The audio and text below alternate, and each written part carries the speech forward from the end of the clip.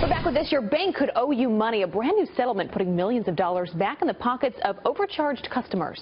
Cheryl Casone from our sister network, Fox Business, here to explain. Hey, good morning, Cheryl. Good morning. Barclays, a $97 million settlement with the SEC over overcharging, basically asking customers to pay for services that Barclays, well, never offered. It was their brokerage and their advisory clients. And unfortunately, Barclays, without admitting any wrongdoing, is having to pay this fine, $97 million. About 2,000 accounts were actually overcharged, about $48 million. So a little bit of a black mark for the bank.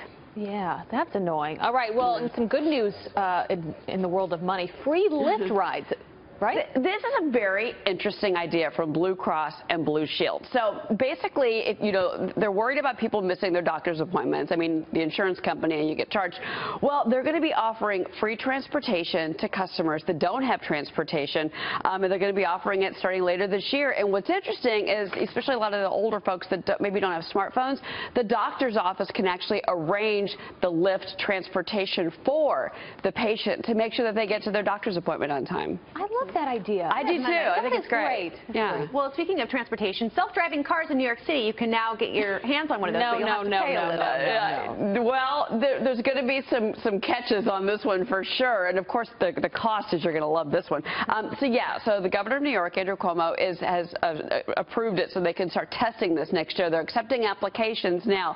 You got to show insurance, among other things. But unlike other states, what New York wants to do is they want you to pay for the police presence for the testing, which is $55.86 per hour. So any company that wants to test driverless technology in New York State, get ready to pony on up because it's going to cost you. Any car you need a police presence, I'm going to have to pass on that. No one's going to do that. All right. Well, Pepsi's newest flavor. I don't know how I feel about this one. It's funny because some of the food bloggers that have already been testing out, it's called Fire, Pepsi Fire, say it's kind of like it's drinking like that hot cinnamon shot. I forget what it's called. It's got alcohol in it. Like a fireball. Yeah. It tastes like that without the alcohol, and they say it's not worth it, but we'll see. Anyway, they're testing it out in Michigan. It's Pepsi Fire. Right now, it's only being served as a Slurpee. So they're testing it out in 7-Elevens in Michigan to see if people, like the flavor, will go with this as a Slurpee. If it's successful, you may see it on store shelves. But it's a cinnamon flavored drink. I haven't talked about heartburn. Tried it, but bring it in. We'll try it out, Cheryl. You know what? I actually have somebody I can call. Love it. Thank you, Cheryl. You bet.